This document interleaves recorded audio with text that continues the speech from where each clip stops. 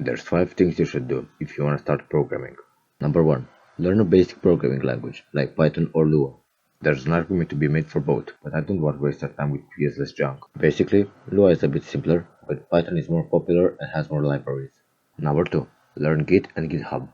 You don't need to master anything, just know like 5 Git commands and how to navigate GitHub, and you should be good. Number 3. Learn a library for the project you want to make. If you want to make games, learn Pygame or Love2D. If you want to build bots, learn PyAutoGUI or Lua macros. Number 4. Make a project using those libraries. I'd recommend watching a tutorial on how to build something with those libraries, copying what the guy in the video does just so we get in the flow of coding, then quit watching tutorials and be their own thing, doing your own research when encountering problems. ChatGPT and Stack Overflow are gonna become good friends of yours. Number 5. Learn a low-level language. This is a bit unusual, but learning C or another low-level language, like Rust, will allow you to understand programming at a deeper level. You can still stick to Python after this, or go ahead and learn whatever language you like, but I highly suggest giving C a shot, building a project with it, like a game with SDL3 or anything like that. This was it. Now get to work already.